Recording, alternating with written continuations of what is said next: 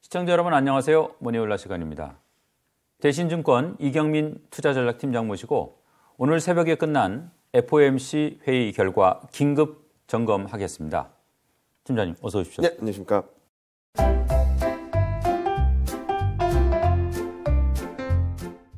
잠 못 주무셨겠네요. 네, 그렇습니다.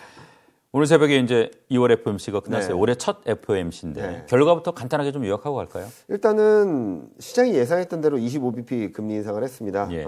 시장의 컨센서스를 보면은 99% 이상 금리 인상을 하는데 25bp 할 거다라는 게 거의 완벽하게 거의 기정사실화되어 있었거든요. 예. 그러니까 뭐 50bp냐 25bp냐 논란 없이 전원일치, 그러니까 한 명의 소수견도 없이 25bp 금리 인상을 단행을 하면서 이전의 4.25에서 4.5% 기준금리가 4.5에서 4.75로 인상되었다라고 보시면 될 것 같습니다. 자, 물가하고 금리 인상에 대한 연준의 스탠스는 좀 네. 자세하게 좀 살펴보고 싶은데요. 네, 일단은 연준의 스탠스는 동일합니다. 바뀐 건 없습니다. 계속적으로 물가를 잡아야 된다. 그리고 경기가 좀 안 좋아진다 하더라도 물가를 잡아야 된다. 물가를 내려야지 향후 경기에 대한 부분들도 플러스 요인이 되지 지금 물가를 내버려두면은 안 된다라는 얘기를 계속적으로 했고요. 또 하나는 한동안 논란이 됐었던 물가 목표치가 있지 않습니까? 그동안 파월 연준의장은 2%를 계속 고수했었는데 이번에도 똑같았습니다. 2%대로 가야 된다라는 말을 계속 해왔던 점에 있어서 물가나 연준의 금리 인상 스탠스가 바뀐 건 전혀 없었다라고 보시는 게 맞을 것 같아요. 그래서 최근 물가가 많이 떨어짐으로 인해서 긍정적인 변화는 있고 물가가 떨어지는 디스인플레이션이란 말을 여러 번 했거든요. 예. 물가가 떨어지는 거는 맞고 그 초입 국면은 디스인플레이션 초입 국면은 맞다라고 생각하는데 아직까지 2%라는 격차가 크다라는 거죠. 그러기 위해서는 아직 할 일이 많다라는 뉘앙스를 계속 내비쳤고 성명서에서도 크게 변한 내용은 없었습니다. 예. 그런 점들을 감안해서 본다면 물가를 바라보는 입장은 조금 완화적으로 다행이다 정도로 평가를 할 수 있겠는데 그럼에도 불구하고 연준이 목표로 한 2%와의 괴리 그로 인해서 통화정책이 좀 더 금리 인상을 해야 된다는 스탠스 금리 인상을 지속적으로 해야 된다는 문구가 성명서에 들어가 있었어요. 일각에서 시장에서는 이 문구가 바뀌거나 빠지지 않을까라는 기대를 했었는데 그거는 유지됨에 따라서 아마 3월 FOMC까지도 금리 인상 가능성이 조금 더 열려 있다라고 볼 수 있겠죠. 자, 이 금리에 대해서는 결국은 연준이 시장의 기대는 전혀 부응 안 해준 거죠. 그렇죠. 금리 인상 사이클에 대해서는 그렇게 부응하지 않아줬고 성명서를 통해서도 전혀 거기에 대한 언급은 없었는데 기자회견에서 좀 많이 바뀌었죠, 말들이. 네. 이거 금융시장 반응은 어떻게 봐야 합니까? 뭐 의장 말 따로 시장 기대 따로 가는 겁니까? 어떻습니까? 뭐 의장을 발언들이 여러 가지가 있었긴 했지만 어떻게 보면은 시장이 걱정했던 원래는 굉장히 걱정을 했었거든요. 시장의 기대가 너무 과도하다라는 뉘앙스만 내비쳐도 시장이 막 흔들렸을 텐데 그런 말 없이 시장의 기대에 어느 정도 부응하는 발언을 해주면서 금융시장은 또 한번 뜨겁게 달아올랐습니다. 1월 이후 시장 흐름들을 보면은 금리 인하 기대가 커지면서 채권 금리 레벨 다운되고 달러는 하락하고 증시는 반등을 했잖아요. 그 맥락이 이번 2월 FOMC 이후에도 좀 그대로 이어졌었는데요. 특히 눈에 띄는 부분은 그림에서 보시는 것처럼 금리가 떨어졌습니다. 금리를 인상을 했는데 채권 금리는 하락했다라는 거죠. 특히 3년물, 5년물 같은 경우는 100bp 정도씩 떨어지면서 지금 현재 시점에서 금리 인상을 25bp 했는데 인하는 더 많이 채권 금리는 하락하는 폭이 더 큰 그런 상황들이 벌어졌다라고 봐주시면 될 것 같고요. 자, 그러면 채권 금리가 이렇게 반응을 했을까를 생각을 해본다면 첫 번째로는 파월 연준의장이 기자회견을 통해서 다소 시장에 친화적인 발언을 하다 보니까 이러다가 금리 인상은 빨리 멈추는 거 아니야? 금리 인상 더 이상 안 하는 거 아니야? 기대감들이 좀 들어왔다라고 생각하고 있고요. 그리고 FOMC 이전에 경제지표가 발표됐습니다. ISM 제조업지수가 굉장히 안 좋게 나왔거든요. 그러면서 경기에 대한 불안감 플러스 통화정책에 대한 안도감, 금리 인하에 대한 기대감 이런 것들이 복합적으로 작용이 되면서 채권 금리는 전반적으로 하락을 했다라고 봐주시면 될 것 같습니다. 근데 뭐 장기채 10년물이야 뭐 시장 전망을 반영하는 거니까 그렇다 치고 3년 정도만 해도 아무래도 연준 기준금리하고 많이 연동이 되는데 되죠. 그것조차 내렸다는 게 조금 의외예요. 그렇죠. 그런 부분들은 어떻게 봐야 될까? 저도 굉장히 고민 많이 했는데요. 일단은 ISM 제조업자가 굉장히 부진했다라는 점이 하나 있었고, 또 하나는 파월 연준 의장의 발언을 하나하나 뜯어보면은 연준의 금리 인상 사이클이 시장의 기대와 조금은 부합할 수 있다, 변경될 수 있다라는 뉘앙스로 읽힐 만한 발언들을 몇 가지를 했어요. 그러다 보니까 시장은 잠깐만, 금리 인상이 빠르게 멈추고 금리 인하가 시장이 기대했던 대로 움직이는 거 아닌가? 라는 생각을 하면서 채권 금리는 전반적으로 하락을 했고, 말씀하셨듯이 보통 2년물이나 3년물 같은 경우는 채권 기준금리, 금리 인상 사이클하고 같이 가는데, 이번에는 금리 인상 고점, 금리 인상 정점이 이제 가까워졌다라는 인식이 강해지면서 시장에서는 채권금리 하락 압력으로 좀 작용이 됐다라고 볼 수 있겠죠.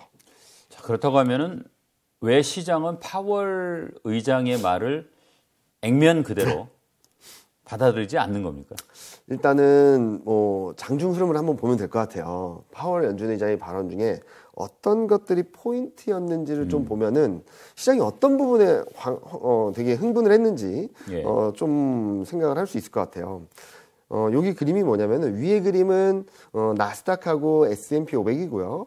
밑에 그림은 달러 인덱스와 채권 금리입니다. 보시면은 재밌는 그림이 25bp 금리 인상이 결정이 되고 파월 연준 의장이 모두 발언을 할 때는 증시는 하락하고 채권 금리는 좀 일시적으로 반등을 했습니다. 왜냐면 파월 연준 의장이 굉장히 원론적인 얘기를 했거든요.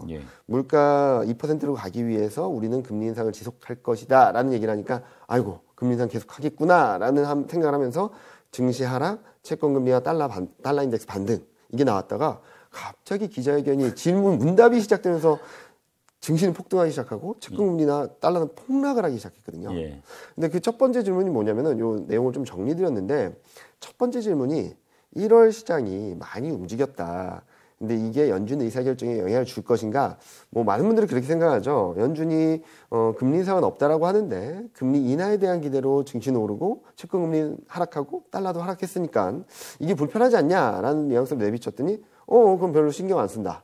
롱텀, 우리는 장기적인 관점에서 중요하지, 최근 1월 한 달 동안 증시가 어떻게 움직였던 그런 별로 신경 안 쓴다라고 하니까 우리 생각대로 가도 괜찮은가라고 생각하면서 급등을 했던 거죠. 그리고 그 다음 질문이 임금 상승률이 중요하다는 얘기를 계속했어요. 그러다 보니까 최근 발표된 ECI라 그래서 임금 고용 보고서, 거기에서 임금 상승률이 꺾였다라는 뉴스가 나왔었거든요. 지난달에 임금 상승률이 많이 꺾였고 기대 인플레이션은 4% 밑으로 내려왔고 이번에 발표된 ECI도 꺾였다. 야, 그러면은 연준이 보는 물가 데이터나 임금 데이터가 꺾이는 시그널이 나왔으니까 증시에는 좋은 거 아니야? 진짜로 금리 인상이 빠르게 멈추는 거 아니야? 라는 기대를 되게 증폭시켰다라고 생각을 할 수 있겠죠. 그래서 초반부에 이런 질문들이 나오니까 시장이 굉장히 흥분을 했고, 또 점도표 기준으로 했을 때는 추가적인 2번 금리 인상이 가능한데 어떻게 할 것인가 라고 물어봤더니 2번 올릴지 여부는 3월, 5월까지 데이터를 보고 결정할 거다라고 얘기를 한 거죠. 자, 그러면 어떻게 보면은 향후 나오는 데이터들이 중요하다라는 말이 될 수도 있겠지만, 3월, 5월까지 데이터가 물가가 더 떨어지고 임금이 더 떨어지고 경기는 좀 더 안 좋아지게 된다면 금리 인상을 안 하지도 않을까? 왜냐면 12월에 50bp, 2월에 25bp, 그럼 다음에는 금리 동결 아닐까? 라는 기대를 하는 것 같아요. 그런 것들이 들어오면서 시장이 굉장히 뜨거웠죠. 그런 과정에서 가장 중요했던 몇 가지 문구 중에 하나는 저는 마지막 발언이 되게 중요했다라고 보거든요. 연준의 점도표상 금리 인상은 2번, 시장의 기대는 1번 정도 더 남았다라고 보는데 여기에 대해서 어떻게 생각하냐, 불편하지 않냐라고 얘기를 했더니 12월하고 지금의 상황이랑 전망치가 달라졌다. 그래서 시장의 기대대로 연준의 통화 정책이 결정되는 것에 대해서도 불편하지 않다. 무슨 말이냐면 시장이 기대했던 대로 우리 전망이, 우리 금리 인상 경로라든지 통화 정책 경로가 바뀔 수도 있어라는 얘기를 해준 것 같아요. 그렇게 시장이 너무 뜨거웠던 거죠. 전반적으로 본다면 금리 인상은 이어갈 거다, 물가를 2%대까지 가게 만들겠다라는 기본적인 틀 안에서 세부적인 문답 내용들을 봤을 때는 굉장히 디스인플레이션에 대한 얘기들도 했었고, 그리고 시장의 기대와 연준의 스탠스 간의 조율 또는 통화정책 방향성 자체가 시장의 기대에 조금은 부합할 수 있다라는 뉘앙스를 내비치면서 시장은 더 기대를 하는 거죠. 야, 이러면은 우리가 움직인 대로 연준이 따라올 수도 있는 거 아닌가? 라고 생각하면서 나스닥은 2%대로 급등을 하고 S&P500도 1%대로 급등을 했다라고 보실 수 있을 것 같습니다. 뭐 메타 같은 경우에는 보니까 시장 끝나고 나서 뭐 18%가 올랐더라고요. 네. 아마 이런 기대감이 반영된 거 아닌가 싶은데. 그리고 실적도 상대적으로 잘 나왔고요. 네. 그러면 이게 시장 분위기 이렇게 쭉 갈 것 같습니까? 아니면 뭐 좀 더 체크해야 될 게 있습니까? 솔직히 말씀드리면 2월 FOMC에 대한 반응은 굉장히 뜨거웠다라고 평가를 할 수 있겠고 이로 인한 여진, 그러니까 뭐 온기로 인해서 며칠 동안 좀 반등 시도를 할 수 있다라고 생각하고 있어요. 근데 중요한 것은 현재 기대치가 어디고 이 기대치가 더 강해질 수 있을지를 봐야 될 것 같아요. 무슨 말씀을 드리냐면, 자, 여기까지 시장이 코스피를 기준으로 보면 2480선까지 올라왔는데, 또는 나스닥은 하루 2%가 급반등을 했는데, 더 이상 강한 상승을 보여줄 수 있을 만한 동력이 무엇일까를 찾아야 된다고 생각하고 있어요. 그래서 지금 시장에 녹아들어 있는 기준금리, 금리, 통화정책에 대한 스탠스를 한번 체크해봤거든요. 지금 보시는 그림은, 어제 종가죠. 그러니까 미국 기준으로는 2월 1일 종가 기준으로 시장에 예상하는 FOMC 회의별로 시장이 예상하는 기준금리 전망치입니다. 보시면은 3월 달에 한 번 정도 더 금리 인상을 하겠지만 5월, 6월쯤에는 금리 인상이 멈추고 이제 7월부터 금리 인하 사이클이 들어가서 24년 1월에는 3번 정도 금리 인하를 할 거다라는 기대가 들어와 있습니다. 네. 그리고 24년 1월 전망치를 보면은 4.16 기준금리가 4.16까지 떨어진다라는 전망이 들어와 있는 상황이거든요. 자, 그럼 4.1%가 무슨 레벨이냐면은 미국 중앙은행이 12월 달에 제시한 24년 연말 기준금리입니다. 그러니까 연말까지 4.1로 갈게요라고 말했는데 시장은 이미 1월 달에 갈 거야라는 기대를 하고 있는 거죠. 그리고 7월, 9월, 11월, 12월, 1월 5번 연준 FOMC 회의가 있습니다. 하반기에. 근데 이 중에서 3번 금리 인하를 한다는 얘기예요. 굉장히 빠른 금리 인하거든요. 자, 그러면 여기서 금리 인하 기대가 더 강해지려면 4번 또는 5번을 해야 되겠죠. 그러면 어떤 조건이 필요한가?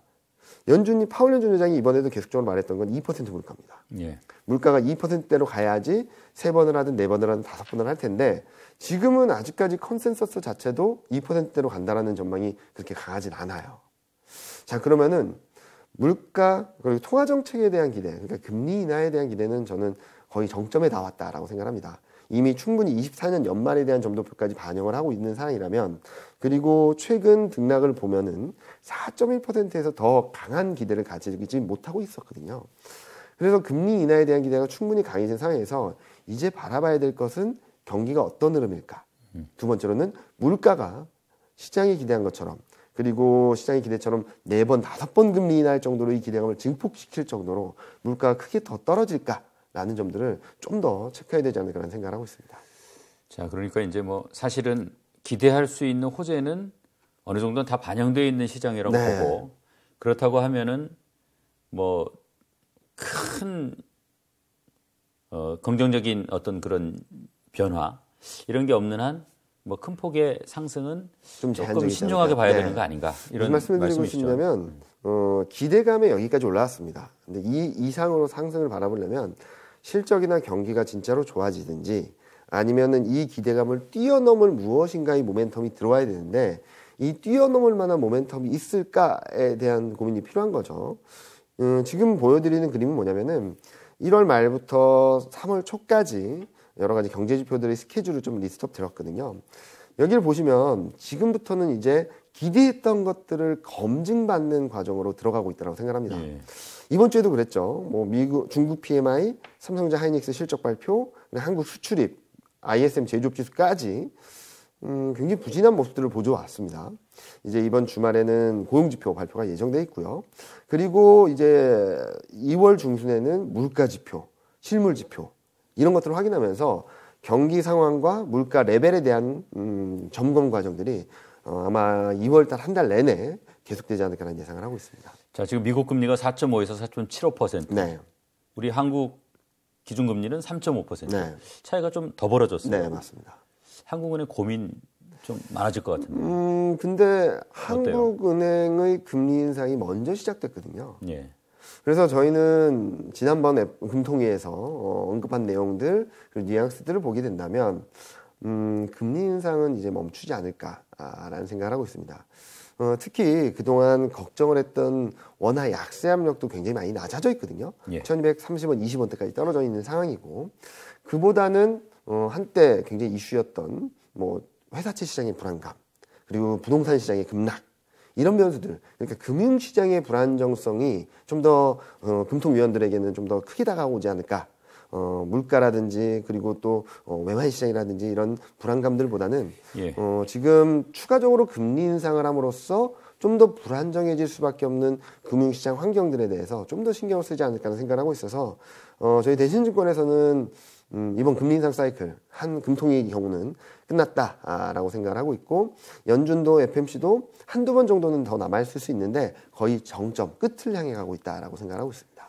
지금 하여간 관건은 경기인데. 네. 자, ISM 제조업지수 아까 잠깐 말씀하셨는데 네. 좋은 것 같지는 않고. 네. 우리 1월 수출 실적도 나왔죠? 네. ISM 제조업지수 수출 실적 다 보면은 너무나도 안 좋아요. 너무나도 안 좋은 상황인데, 지금 그림을 보여드리는 게 ISM 제조업지수인데요. 예상했던 수준은 뭐 한 48 정도가 되지 않을까라는 생각을 했는데, 48.7 정도가 되지 않을까라는 생각을 했는데, 47.4. 생각보다 많이 떨어졌습니다. 근데 뭐가 떨어졌나 봤더니 신규 주문이 많이 떨어졌어요, 계속적으로. 그리고 신규 주문 시계열 데이터를 보면은 계속 내려가는 그림이거든요. 3개월 연속 하락하고 있거든요. 이게 무슨 문제냐면은 새롭게 주문이 들어오지 않으면 제조업이 다시금 반등할 여지가 없다라는 얘기예요. 그래서 제조업 지수를 보는 데 있어서 가장 중요한 것을 신규 주문을 보고 있습니다. 예. 그래서 향후 신규 주문이 바닥을 잡는지 여부가 가장 관건이다라고 봐주시면 될 것 같고요. 이게 바닥을 잡지 않는다면 당분간은 제조업 경기는 좀 더 악화되는, 더 안 좋아지는 그림으로 갈 수밖에 없다라고 생각을 하고 있습니다. 그리고 글로벌 실물 경제 지표 중에 가장 빨리 발표되는 게 한국 수출이거든요. 그렇죠. 근데 더 안 좋아졌습니다. 전년 대비 증가율을 보면 마이너스 16.6%였거든요. 시장의 전망치가 마이너스 11%, 12% 정도였는데 그보다 더 안 좋았어요. 뭐 때문에 더 안 좋았나? 이렇게 좀 하나하나 따져보니까 국가별로 봤을 때는 중국의 전년 대비 변화율이 더 하락했습니다. 마이너스 30% 이하로 더 떨어졌고요. 반도체는 마이너스 40%대로 더 떨어졌습니다. 예. 그러니까 그동안 한국 수출을 억눌렀고 불안정하게 만들고 더 힘들게 만들었던 중국과 반도체 수출이 더 나빠졌다라는 시그널이 들어오는 거죠. 자, 그러면 1월 달에 반등을 했던 여러 가지 동력 중에 가장 큰 동력 중에 몇 가지를 꼽아보라고 한다면 중국 경기 회복에 대한 기대, 두 번째로는 반도체 업황 턴어라운드에 대한 기대가 있었습니다. 근데 수출 데이터만 놓고 본다면 중국 경기가 아직까지는 턴어라운드 한다라는 실물 지표는 확인되기 어렵다라는 시그널일 것 같고요. 반도체 같은 경우는 1분기가 더 어려운 거 아닌가? 왜냐면은 처음 나오는 1월 데이터거든요. 실물 데이터거든요. 그러면은 1분기를 저점으로 턴어라운드 하는 기대가 들어올 수는 있겠지만 1분기가 더 악화되게 된다면 2분기는 턴어라운드 할 수 있을까에 대한 고민들이 커지겠죠. 그래서 앞서 보여드렸던 제조업 지수 그리고 최근 발표된 한국 수출 데이터를 보면은 시장이 1월 달에 기대했던 부분들을 충족시켜주지 못했다. 특히 실물 경제 지표에 있어서는. 예. 그런 것들을 지금 통화정책에 대한 안도감, 기대감에 좀 많이 올라온 상황이긴 한데 그런 기대감들이 올라왔다 하더라도 펀더멘탈이 따라가지 못한다면 부담스러운 국면은 여전히 유효하다라고 말씀드릴 수 있을 것 같습니다. 지금 뭐 물가는 어떻게 보십니까? 아무래도 뭐 더 떨어지겠죠. 네, 더 떨어질 겁니다. 그런데 이제부터 문제는 속도와 레벨이라고 생각하고 있어요. 예. 파월 연준 의장이 2% 물가를 계속적으로 고수하고 있거든요. 그런 상황에서 본다면 물가가 더 빠르게 더 강하게 둔화돼야 되는 게 맞다라고 생각을 하는데 지금 전망치만 놓고 본다면 둔화되긴 하는데 둔화되는 속도가 좀 약해질 것 같아요.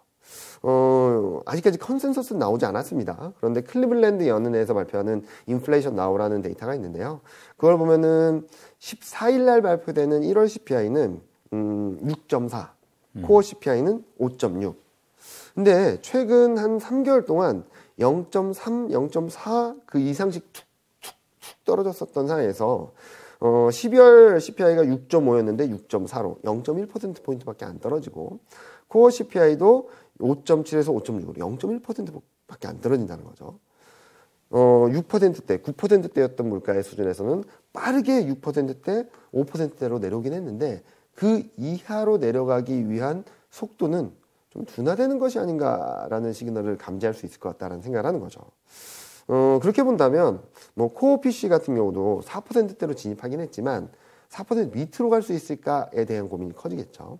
그러면 여전히 연준이 제시한 2%와는 2%포인트 격차가 있다는 점들이 아마 2월 중순까지 시장을 더 뜨겁게 만들기보다는 이런 데이터들을 확인하면서 물가 하락 속도가 둔화되고 또 하나 볼 거는 전월 대비 물가 변화율은 올라가요. CPI는 12월 CPI는 전월 대비 마이너스를 기록했거든요. 근데 이게 플러스 5.8로 작년 하반기, 22년 하반기부터 최근까지 가장 높은 수준으로 레벨업 되는 모습들을 보여주고요. 전월 대비가. 그리고 코어 CPI도 0.46으로 9월 이후 가장 높은 수준까지 다시 이렇게 올라가게 됩니다. 전월 대비 변화율이. 그러면은 물가가 내려오긴 했지만 진짜로 물가가 레벨 다운되면서 금리 인하에 힘을 실어줄 정도의 레벨로 갈 것인가에 대한 고민이 아마 1월 CPI를 확인하는 과정에선 좀 고민이 더 커질 거라고 생각하고 있죠.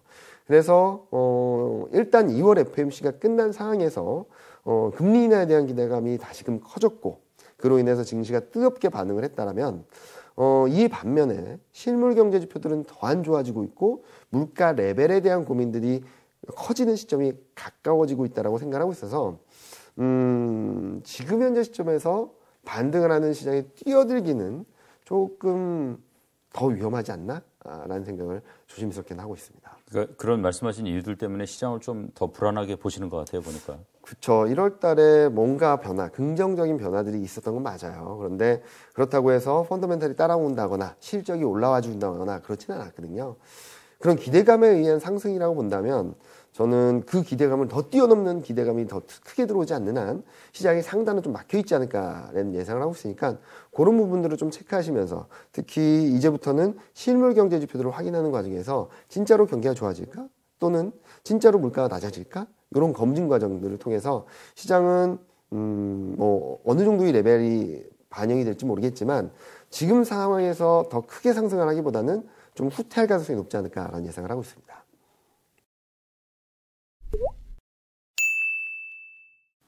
팀장님, 네. 2월 증시 전망하기 전에 네. 1월 증시 어떻게 정리할 수 있습니까? 일단 굉장히 여러 가지 기대감들이 복합적으로 들어오면서 시장을 뜨겁게 달궜다 정도로 요약을 할 수 있겠죠. 이 그림을 보시면은 위에 그림은 뭐냐면은 이거는 글로벌 증시, 원자재, 외환 시장 변화를 좀 구분해서 보여드린 겁니다. 예. 주식장을 보면은 홍콩 증시, 한, 코스피, 신흥 아시아가 가장 강했습니다. 그 이유는 여러 가지 이유도 있겠지만 빅테크 기업들이 좋았고요. 한국은 반도체가 좋았고 또 하나는 중국 리오프닝에 대한 기대들이 좀 강히 들어오지 않는다는 생각을 하고 있고요. 그리고 원자재는 구리와 금리 굉장히 강했죠. 이 두 가지 변수도 중국 경기 회복에 대한 기대감. 그리고 외환 시장을 보면 달러는 약하고 다른 통화들은 강했거든요. 이런 변화들은 뭐 중국 경기 회복에 대한 기대감도 있었지만 미국 금리 인하에 대한 기대감이 굉장히 강하게 들어오면서 예. 글로벌 금융시장 전반적으로는 중국 리오프닝에 대한 기대와 미국 금리 인하에 대한 기대가 굉장히 세게 들어왔다라고 생각하죠. 그리고 밑에 그림은 코스피 업종별 수익률이거든요. 여기 보시면은 뭐 압도적으로 좋았던 게 은행과 반도체, IT 가전, 소프트웨어, IT 하드웨어, 디스플레이. 그러니까 은행하고 IT, 반도체를 중심으로 한 IT 이렇게 구분이 될 것 같아요. 예. 은행은 배당을 많이 줄 수 있다라는 기대, 반도체는 업황이 빠르게 턴어라운드 할 수 있다는 기대가 들어오면서 세 가지 변수죠. 미국 금리 인하 기대, 중국 리오프닝 기대, 그리고 반도체 업황 턴어라운드 기대 이 세 가지가 잘 맞물리면서 코스피는 연초만 하더라도 2200이 깨지면서 2180까지 갔었던 게 다이렉트로 2480을 회복하면서 굉장히 강한 반등을 보여줬다라고 생각하고 있습니다. 자, 1월 좋았는데 네. 계속 좋을지, 뭐 쉬게 될지 네. 관심 많으신 것 같아요. 2월 지수는 어떻게 예상하고 계십니까? 일단 2월 지수는 뭐 저희가 밴드로 레인지로 제시한 거는 2190에서 2530 정도로 제시드렸는데, 그러니까 지금 코스피 2480 수준이라면 업사이드 포텐셜은 되게 조그맣고 조금 하방면 운동성이 커질 가능성이 열려 있다라는 말씀을 드린 부분이에요. 이 그림이 제가 예상하는 경로인데요. 2월 초에는 등락을 이어갈 수 있다고 생각합니다. 2480선 돌파 시도도 가능하고요. 그런데 문제는 저희가 그래도 좀 조심하자라고 말씀드린 이유는 아까 말씀드렸던 세 가지 기대감이 있지 않습니까? 미국 통화정책, 중국 리오프닝 기대, 그리고 한국 반도체 업황에 대한 기대가 좀 과하다라는 생각을 하는 거죠. 여기 정리드린 그림들을 한번 보시면요. 시장의 기대는 미국 통화정책에 대해서 75bp 금리 인하까지 가 있고요.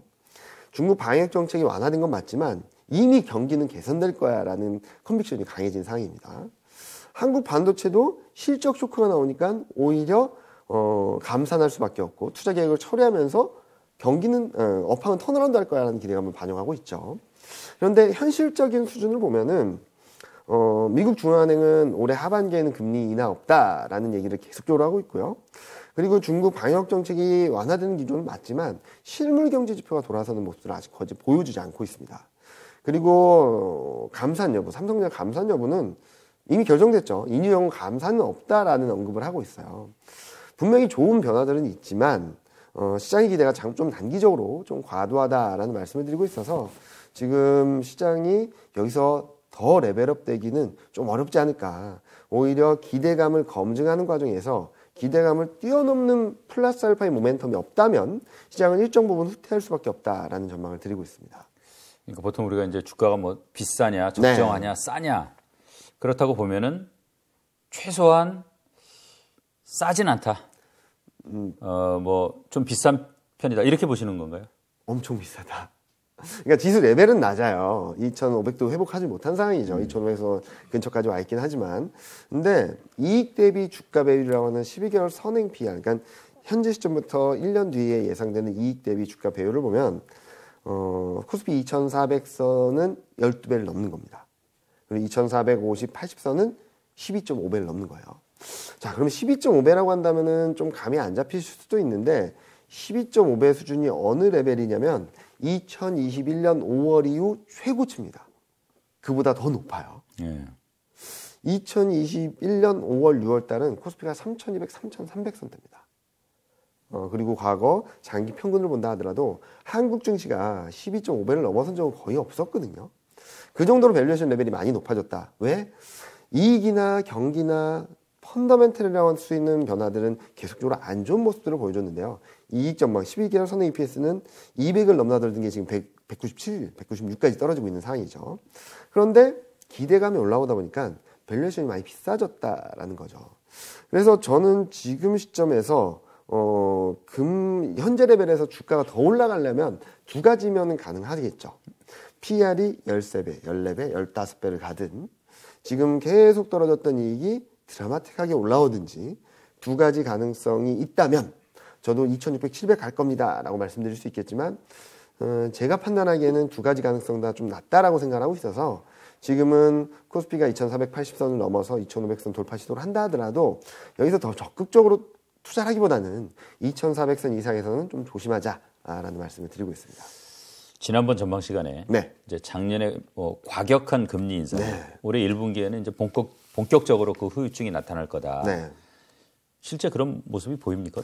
일단은 그 가능성이 굉장히 많이 높아지고 있어요. 그러니까 지금까지 그 가능성에 대해서 시장이 충분히 반영을 하지 못했다라고 생각하는 이유는 경제 지표가 안 좋아지니까 금리 인하 기대로 시장을 끌어올렸거든요. 저는 이 간극이 좀 좁혀져야 된다고 생각하고 있습니다. 일단 물가를 보면요. 많은 분들이 물가가 떨어졌다고 해서 환호했죠. 증시도 굉장히 좋았고요. 근데 물가가 왜 떨어졌는지를 보면은 수요가 약해지고 있다는 시그널들이, 경기가 더 안 좋아지고 있다는 시그널들이 들어오고 있습니다. 요 왼쪽 그림은 전년 대비 변화율인데요. 마이너스 반전한 게 휘발유랑 중고차입니다. 그리고 전년 대비 변화율이 빠르게 둔화되는 항목들은 신차, 의복, 의료 서비스예요. 예. 많은 사람들이 먹고 쓰고 뭔가를 사고 하는 것들에 대해서 물가가 많이 떨어지고 있다는 거죠. 그 의미는 사고 싶은 사람들이 좀 줄어들고 있다. 가격을 더 비싸게 주기보다는 좀 기다린다거나 아니면 싸질 때까지 좀 기다리는 사람들이 많다. 왜? 내 소득이라든지 소비할 수 있는 여력이 좀 줄어드니까. 그런 시그널인 것 같고요. 또 하나는 물가가 떨어짐으로 인해서 경제 지표들이 나빠지는 그림들이 나올 거예요. 왜냐하면 그동안 경제가 좋다라고 했던 여러 가지 경제 지표들 중에서 금액으로 표현되는 경제 지표에는 물가가 녹아들어 있거든요. 자, 예를 들면은 자동차를 10대를 팔았습니다. 근데 자동차 가격이 올라오면 자동차 판매 금액은 늘어난 걸로 나오지 않습니까? 근데 물가는 자동차 판매 대수는 그대로인데 자동차 가격이 떨어지면 판매 금액은 떨어지는 걸로 나오겠죠. 그런 그림들이 하나둘씩 나오고 있거든요. 실제로 소매 판매 증가율을 보면은 이 11월 달, 작년 11월은 전월 대비 마이너스 1%, 12월은 전월 대비 마이너스 1.1%, 2개월 연속 쇼크였거든요. 근데 왜 이게 좀 뼈 아팠냐면은 11월, 12월은 연말 소비 시즌입니다. 그렇죠. 블랙 프라이데이, 사이버 할인 먼데이, 판매도 하고. 네, 사이버 먼데이 거기다가 크리스마스 시즌. 근데 판매 금액이 1% 이상씩 줄어들었다는 것은 원활하게 소비가 이루어져야 되고 뭐 소비가 안 좋다라가도 소비가 살아나는 구간인데 오히려 소비가 꺼졌다라는 시그널이 되겠죠. 그리고 또 하나는 눈여겨볼 부분 중에 하나는 앞서서는 제조업 경기를 말씀을 드렸는데 서비스업 경기까지 꺾이는 모습들을 보여주고 있어요. 여기 보여드리는 그림이 ISM 서비스업 지수인데요. ISM 서비스업 지수가 12월 달에 발표됐는데 11월 달이 56.5였고 12월 예상치가 55였어요. 근데 이게 49.6으로 떨어졌습니다. 50 밑으로 내려갔다는 의미는 이제 서비스업 경기도 수축 국면으로 들어갔다는 얘기거든요. 뭐 때문에 떨어졌나 봤더니 여기서도 신규 주문과 기업 활동이 급락을 하면서 떨어졌는데, 자, 소비가 안 좋아지고 있고 서비스업 경기도 꺾였다라고 하면은 앞으로 고용 지표도 더 괜찮을 거다라고 장담하기 어렵겠죠. 요 그림이 뭐냐면은 업종별 취업자 수입니다. 제조업 경기가 괜찮았을 때만 하더라도 서비스업 경기 플러스 제조업 경기, 제조업 고용과 서비스업 고용이 좋아지면서 같이 고용 상황들을 든든하게 뒷받침해 줬거든요. 근데 최근 상황을 보면은 제조업에서의 신규 취업자 수는 급감을 했고 거의 0에 수렴하고 있는데 그동안 근근히 잘 버텼던 게 교육, 의료, 레저 서비스 쪽이에요. 자, 그런데 앞서 보여드렸던 것처럼 ISM 서비스업 지수가 꺾였던 것처럼 서비스업 경기까지 안 좋아지게 된다면 고용지표가 계속적으로 좋을까라는 고민이 필요하다는 말씀을 드리고 있고요. 저희 대신증권에서는 이런 흐름들이 계속적으로 누적되고 있기 때문에 2, 3월 중에는 고용지표까지도 좀 불안정한 모습들을 보여주지 않을까라는 예상을 하고 있습니다. 그러니까 1월 뭐 출발이 좋으니까 기대감이 커진 것도 사실이지만 맞습니다. 경계심도 그만큼 가져야 된다라는 게 맞습니다. 이제 팀장님 의견이신 것 같아요. 지금 이제 결국 주식 시장이라는 거는 뭐 궁극적으로 장기적으로는 기업 실적에 수렴하는 거예요? 네, 맞습니다. 근데 실적이 지금 걱정인 거죠. 네. 지금 보면은 뭐 앞서 말씀드렸던 경기도 굉장히 안 좋아지고 있지만 실적 시즌이 굉장히 안 좋아요.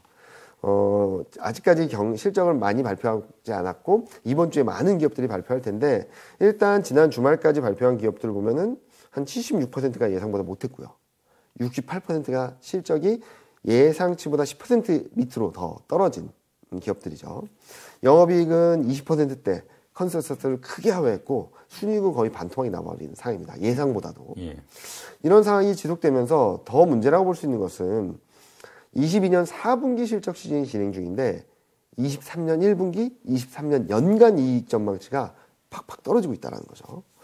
그래서 지금 현재 시점에서는 뭐 안전한 지대가 없는 거가 아니냐라는 얘기가 나올 정도인데 얼마나 실적이 레벨 다운되냐면 연간 이익 전망을 한번 보겠습니다. 23년 영업이익 전망이 6월 중순 정도까지는 23년 영업이익 전망이 265조였어요. 근데 지난 주말 기준으로 184조. 80조가 사라져버린 거죠. 엄청나게 떨어졌군요. 네. 근데 더 떨어질 겁니다. 어쩌면 180조 밑으로 내려갈 수도 있다라고 생각하고 있죠. 그런데 이렇게 이익 전망이 80조 이상 떨어지는 과정에서 반도체가 너무 커지 않았냐. 반도체를 빼고 보면 괜찮다라는 의견들도 있어요. 뭐 현재까지 보여진 상황은 그렇습니다. 실제로 그렇고요. 반도체를 제외한 업종들을 본다면 180조에 왔다 갔다 하는 이익 전망이 166조 정도까지. 그러니까 한 14조 정도 떨어졌을 뿐이지 그렇게 레벨 다운되지 않고 있다. 특히 작년 11월부터 최근까지는 거의 플랫한 모습들을 23년 실적이 보여주고 있어서 괜찮다라고 말씀하시는 분들도 계시는데 전 이게 좀 더 위험하다라고 생각을 합니다. 왜 그렇죠? 일단 여기 그림을 보시면은 이게 반도체 영업이익률이 가운데 있는데 반도체 올해 영업이익률이 5.6%예요. 좀 더 떨어지긴 할 것 같습니다. 예. 근데 어느 정도 레벨이냐면 2019년에 반토막도 안 됩니다. 이익이 반토막이 난다라는 얘기죠. 2019년 저점보다도. 뭐 그런 상황이라 본다면 좀 더 떨어진다 하더라도 바닥권의 근처에 와 있는 거 아닌가라는 생각을 조심스럽게 할 수 있을 것 같은데 반대로 반도체 유틸리티 조선. 유틸리티하고 조선은 실적이 적자였다가 급격히 흑자 전환을 한다는 전망이 들어와 있어서 빼고 보면은 21년 영업이익률이 9.2, 22년이 8.5, 23년이 8.2, 24년이 8.7입니다. 여기서 드리고 싶은 말씀은 GDP 성장률 레벨은 툭 떨어집니다. 예. 경기는 더 안 좋아지고 있어요. 원자재 가격은 떨어졌고 환율도 레벨 다운됐습니다. 환율 효과를 기대하기도 어렵죠. 그런데 22년 이익 전망과 23년 이익 전망이 거의 비슷해요. 무슨 말씀을 드리고 싶냐면 22년에 시클리컬이나 이런 업종들이 실적이 괜찮다 보니까 아직까지도 이익에 대한 눈높이가 높다. 예. 그러면 이게 거품이 빠져야 되는 시간이 필요하지 않을까라는 생각을 하고 있어서 최근 이익 전망 흐름을 보니까요. 23년 영업이익 변화를 봤을 때 이 전월 대비 변화를 봤을 때 뭐 당연히 반도체 많이 떨어지고 있고 IT 가전도 많이 떨어지고 있는데 눈에 띄는 부분은 철강, 비철, 화학, 운송, 에너지 22년에 그래도 실적이 굉장히 좋았다는 업종들이 막 떨어지기 시작하고 있습니다. 많이 떨어졌네. 네. 또 하나 눈에 띄는 부분이 화장품 의류, 미디어 교육, 필수 소비재. 중국 리오프닝에 대한 기대에 주가가 반등을 했던 업종들을 보면은 23년 연간 영업이익 전망이 계속적으로 떨어지고 있어요. 예. 기대감이 올랐긴 하지만 아직까지 실적이나 경기가 살아나는 모습들은 보여주지 않고 있다는 측면에서 앞서 서두에 말씀드렸던 기대감이 좀 과했던 것이 아닌가라는 검증 과정들이 실적이나 경제 지표를 통해서 계속적으로 나타나고 있다고 보시면 될 것 같습니다. 이 실적은 안 좋은데 투자 심리는 또 안 그런 것 같아요. 이 긴장 좀 풀린 겁니까? 어떻습니까? 긴장을 넘어서 굉장히 안도를 하거나 아니면 또는 좀 탐욕 구간까지 정점에 달하는 것이 아닌가라는 생각을 하는데요. 요 밑에 그림이 뭐냐면 Fear and Greed Index라고 해서 지금 방송을 보시는 분들도 CNN 머니 들어가시면 매일매일 확인하실 수 있습니다. 근데 그 레벨이 지금 그리드를 넘어서 익스트림 그리드로 가려고 하고 있어요. 이 레벨이 어느 정도 수준이냐면 22년 이후 최고치입니다. 다시 말씀드리면 심리적 안도감, 기대감들은 거의 정점에 와 있다라는 얘기가 되겠죠. 반면에 리스크 지표들을 보면은 변동성 지표들을 보면은 바닥권입니다. 저점권에 위치해 있어서 지금보다 더 리스크가 완화되거나 지금보다 변동성이 더 레벨 다운되기보다는 좀 반등할 여지가 커진 것이 아닌가라는 생각을 하거든요. 자, 이 그림들만 모아놓고 보면 어떤 해석이 가능하냐면 앞서 서두에 말씀드렸던 업사이드 포텐셜, 그러니까 리스크가 더 완화되고 변동성이 더 낮아지고 투자 심리가 더 좋아져서 올라갈 여지는 굉장히 제한적이고 오히려 심리가 위축되고 리스크에 대한 민감도가 살아나고 변동성이 올라와주면서 시장이 후퇴할 가능성이 훨씬 더 크지 않나라는 생각을 하고 있어서 펀더멘탈을 제외하고 심리적인 측면만 놓고 본다 하더라도 시장은 거의 정점에 와 있다라는 말씀을 드릴 수 있을 것 같습니다. 이번 달 장세를 가늠하는 바로미터라고 할까요? 네. 어떤 것들을 주의 깊게 봐야 됩니까? 일단은 솔직히 말씀드리면 뭐 하나를 보세요라고 말씀드리기 굉장히 어려울 것 같아요. 기대감이 올라왔기 때문에 하나하나 검증하는 과정에서 시장이 어떤 반응을 할까를 좀 봐야 될 것 같아요. 그럼 1월달 흐름을 보면은 통상적으로 이렇게 말을 했죠. Bad is good, good is good 국면이었던 것 같아요. 예. 무슨 말이냐면 경제 지표가 안 나옵니다. 그러면 금리나 많이 할 거야. 경제 지표 잘 나옵니다. 경기 괜찮은데? 나오면서 올랐던 거죠. 그래서 기대감이 계속 확대 재생산되면서 올랐다라고 생각합니다. 근데 2월 FOMC 직후에는 시장이 뜨거운 반응을 보였지만 저는 2월 FOMC를 기점으로 금리 인하에 대한 기대감이 거의 끝에 와 있다라고 본다면 앞으로는 경기에 대한 포인트가 좀 맞춰질 것 같아요. 그래서 저는 멀지 않은 시점에 bad is bad, good is bad 국면으로 갈 수 있다고 생각합니다. 경제 지표가 나쁘게 나오는 것은 경기가 진짜 안 좋은가? 왜? 금리 인하 기대가 더 강해지기 어렵기 때문이죠. 예. 그리고 good is bad, 경제지표 잘 나오면 왜 또 흔들리냐? 금리 인하에 대한 기대가 후퇴할 수 있기 때문이죠. 이게 어떤 때 있었냐면 12월 FOMC 이후에 이런 현상이 나타났습니다. 소매 판매 산업 생산이 잘 안 나오니까 시장이 2%대 폭락을 했고요. 며칠 뒤에 3분기 GDP가 속보치보다 잘 나왔다고 하니까 또 폭락했습니다. 경제지표가 안 나오면은 경기 불안, 경제지표가 잘 나오면은 금리 인하에 대한 기대가 후퇴가 되면서 시장이 계속적으로 불안정한 모습들을 1월 초까지 보여줬었던 거거든요. 예. 이런 그림들이 재현되지 않을까라는 생각을 하고 있는데 좀 피곤하시겠지만 지금 시점에서 뭔가 하나의 키포인트를 두기보다는 경제지표 그리고 물가지표, 실물지표들을 확인하시면서 시장이 어떻게 반응하는지에 따라서 좀 더 흐름들을 잡아가시는 게 맞지 않을까라는 예상을 하고 있습니다. 1월에는 뭐 외국인이 거의 쓸어 담았다고 보면 네. 될 것 같은데 역시 외국인의 힘을 느낀 1월이었던 것 같아요. 외국인이 2월에는 어떨 것 같아요? 2월에는 잠시 쉬어가지 않을까라는 생각을 하는데 외국인이 1월 달에 7조 가까이 샀습니다. 그런데 자 외국인이 1월 달에만 샀을까? 아닙니다. 22년 7월 이후 최근까지 16조 이상 샀습니다. 엄청 많이 샀거든요. 예. 근데 패턴이 있어요. 요 밑에 그림 보시면은 이게 회색 선이 외국인 선물 누적 순매수고요. 파란 선이 현물 누적 순매수입니다. 보시면은 외국인은 선물에 대한 포지션은 중립입니다. 예. 샀다 팔았다만 하지 위로 상승에 배팅한다, 하락에 배팅한다는 없어요. 근데 현물은 6조에서 7조 정도를 사고 1조에서 2조 정도를 팝니다. 또 6조에서 7조 정도 사고 1조, 2조 팔고 또 6조에 한 7조 정도 가까이 샀죠, 지금. 근데 이 패턴을 보면은 외국인이 매집하고 있다고 생각합니다. 사면은 올라가긴 하는데 산 거의 3분의 1 정도만 팔아도 시장은 제자리로 돌아와요. 그러니까 외국인은 지금 2200 밑에서는 적극적으로 꾸준히 2200 이하랑 2400선에서는 꾸준히 매수하고 있는 것이 아닌가 하는 생각을 하고 있고 2400 이상으로 갔을 때는 조금 일부 차익 실현을 하면서 다시 저점권에서 살 준비를 하고 있다라고 생각을 하거든요. 그래서 이 패턴을 보면은 7, 8월 달에 6조 4,500원 샀을 때 270포인트 정도 올랐고요. 10월, 11월 달에 7조 6천억을 샀을 때도 한 370포인트 올랐습니다. 이번에 7조 가까이 샀을 때도 코스피 한 300포인트 정도가 올랐죠. 2180에서 2480이니까. 근데 눈에 띄는 부분은 9월 한 달 동안의 외국인이 6조를 샀다 2조 5천억을 파니까 410포인트가 빠졌습니다. 그리고 10월, 11월 달에 한 7조 6천억을 샀다가 12월 한 달 동안에 1조 7천억을 파니까 320포인트가 빠졌어요. 무슨 말씀을 드리냐면 외국인은 지금 저점에서 꾸준히 모아가고 있는데 살 때의 힘보다 팔 때 조금만 팔아도 시장이 엄청나게 출렁거린다는 거거든요. 매수 주체가 없기 때문이다 라고 보시는 게 맞을 것 같아요. 그래서 지금은 외국인 7조 가까이 샀는데 여기서 더 세게 사기보다는 지금은 일부 차익 실현 매물이 나올 수 있는데 나오게 된다면 시장이 많이 변동성이 커질 수 있다고 보고 있고 그렇게 보는 여러 가지 이유 중에 하나는 선진국 증시 대비 밸류에이션은 비싸고 이익에 대한 기대는 많이 낮아지고 있고 또 하나는 달러 대비 원화가 강한 흐름들을 그동안 보여왔었는데 이게 바닥권이 아닌가라는 생각을 하고 있거든요. FOMC를 기점으로 달러 인덱스는 101 밑으로 내렸습니다.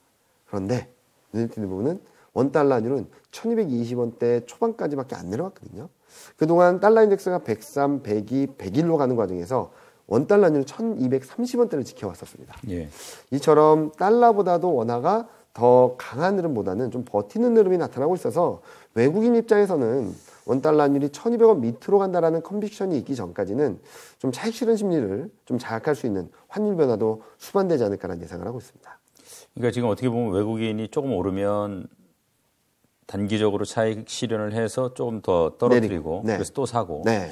그 얘기는 결국은 뭐 주식을 모으고 있다는 거죠. 건데 네.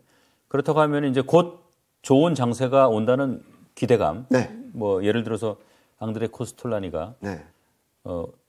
주식이 이 부안의 동파에서 소심파로 넘어가는 단계에서는 꾸준히 어떤 그런 소심파들이 산다는 거죠. 네. 그런 현상으로 볼 수 있는 겁니까? 어떻습니까? 그런 현상으로 보고 있죠. 그래서 제가 말씀드렸던 것도 지금 현재 시점에서 시장이 이제 하락 추세로 가서 시장이 망가진다라는 그림이라기보다는 지금 매집하는 과정들 수급적으로는 굉장히 좋고 어떻게 보면 스마트머니라고 할 수 있는 또 롱텀머니라고 할 수 있는 것들이 들어오기 시작하고 있어서 긍정적인 변화들이 시작된 건 맞는데 지금 시장의 기대는 좀 과하다라는 거죠. 시장의 기대는 이미 금리 인하 3번을 한다라는 기대와 경기는 연착륙할 수 있어라는 기대가 다 같이 들어와 있다고 보고 있어요. 근데 이게 두 개가 양립할 수 없거든요. 연착륙이 가능하면 금리 인하 3번 안 할 겁니다. 금리 인하 3번을 하려면 경기가 굉장히 안 좋아져야겠죠. 예. 그래서 시장을 좋게 보시는 분들은 이은미 팀장 너무 경기에 대해서 너무 베르시한 거 아니야? 라고 말씀하시는데 경기에 대한 부분들을 조금 더 좋게 본다면 금리 인하 기대가 후퇴하면서 시장이 흔들릴 수밖에 없고 금리 인하 기대가 살아있으려면 경기가 더 안 좋아져서 시장이 흔들릴 수밖에 없다라고 말씀드리는 거죠. 즉, 이 둘 간의 교통정리가 끝나면 새롭게 시작할 수 있는 계기가 만들어진다고 생각하거든요. 저희는 그 시점을 2분기 정도로 생각하고 있고 지금은 기대와 현실 간의 검증 과정으로서 좀 되돌림 과정이 불가피하다라는 말씀을 드리고 있습니다. 원달러 환율이 참 많이 내려갔어요. 엄청 많이 내려왔습니다. 더 내려갑니까? 저희는 1230원 밑으로 일시적으로 내려올 수 있다라고는 생각을 하는데 여기서 더 크게 내려가고서 1200원을 깨지는 그림들은 아마 올해 하반기쯤, 올해 4분기쯤 나올 수 있다고 생각하고 있어요. 이 그림이 뭐냐면은 계속적으로 원달러율이 계속적으로 떨어져 왔습니다. 중요한 지지선도 이탈하고 있고 그렇다고 해서 단숨에 이 1200선을 깨기에는 좀 과도한 하락이다라고 말씀을 드리고 있어요. 일단은 중국 경기에 대한 후퇴, 한국 수출이 안 좋은 부분들 이런 부분들이 조금씩 들어오고 있어서 금리 인하에 대한 기대, 통화 정책에 대한 기대만으로 가기에는 1200원 밑으로까지는 좀 쉽지 않다라는 말씀을 드리고 있고요. 그리고 뭐 차트를 보시는 분들은 좀 아시겠지만 작년 12월, 2022년 12월부터 최근까지 원달러율이 계속 떨어졌습니다. 예. 근데 기술적 지표라고 하는 MACD 오실레이터나 스토캐스틱이라는 지표들은 저점을 높여가고 있어요. 주가 흐름과 반대의 기술적 지표들이 나온다는 것들을 보통 상승 다이버전스라고 그러거든요. 좀 차별화돼 있다, 다르게 움직인다. 근데 통상적으로는 단기적으로라도 하더라도 기술적 지표의 방향성에 시장이 움직이는 경향이 강했거든요. 그렇게 본다면 지금 달러 인덱스가 원달러율이 하락하고는 있지만 지금 시장에서 볼 수 있는 시그널들은 멀지 않은 시점에 반등은 나올 겁니다 라는 시그널을 보여주고 있어서 저희는 앞서 말씀드렸던 외국인 매매 패턴도 있었지만 지금 원달러 환율이 1230원을 중심으로 등락을 보이다가 뭐 한 번 정도는 1300원 돌파 시도는 나올 수 있기 때문에 이런 부분들까지 고려했을 때 시장은 조금 더 보수적으로 단기적으로는 좀 경계감을 갖고 바라보자는 말씀을 드리고 있습니다. 지금까지 뭐 여러 이슈 정리했습니다. 네. 2월 투자 전략 점검하면서 오늘 순서 마무리하겠습니다. 일단은 2월, 3월, 1분기는 개인 투자하시는 분들한테는 심리랑 정반대로 매매하자라는 말씀 많이 드리고 있어요. 무슨 말씀을 드리냐면 앞서 외국인 투자자들 말씀드렸잖아요. 매집하고 있다. 지금은 팡 튀었을 때 더 따라가는 전략보다는 조금은 차익 실현하거나 아니면 리스크를 관리하는 기회로 삼고 코스피가 훅 떨어지거나 2200이 깨지는 그림이 나왔을 때는 좀 적극적으로 사는, 매집하는 기회를 삼자라는 말씀을 드리고 있거든요. 그래서 분기별 투자 전략을 보여드리고는 있는데 저는 1분기가 이번 조정 국면의 마지막이 되지 않을까라는 생각을 하고 있어서 1분기는 좀 저점 매수할 포인트 타이밍을 잡아보자 라는 말씀을 드리고 있습니다. 저희 대신증권에서는 1분기가 가장 낮은 레벨일 거라고 생각하고 있고 상저하고 패턴을 계속적으로 유지하고 있습니다. 이런 기대와 현실 간의 괴리를 좁힌 뒤에는 지금까지 시장을 이끌어왔던 기대감들이 현실화되면서 시장의 방향성을 위쪽으로 만들어줄 수 있다고 생각하거든요. 특히 경기적인 측면, 반도체 업황적인 측면에서 23년 하반기부터 턴어라운드하고 모멘텀이 살아나는 구간으로 들어가게 된다면 저는 분명히 하반기 전후로 해서는 좀 레벨이 더 올라갈 수 있다고 생각하고 있고 2600을 넘어설 수 있을 거라고 생각하고 있으니까 이번 1분기 때 등락을 보이는 과정에서 좀 잘 모아가시면 좋지 않을까. 다만 2400 이상에서 더 추격 매수를 한다거나 더 적극적으로 매수하기는 좀 부담스럽다. 그때는 좀 조심하자라는 말씀 드리겠습니다. 행복한 연말이 기대가 됩니다. 네, 그렇게 됐으면 좋겠습니다. 고맙습니다. 네, 감사합니다.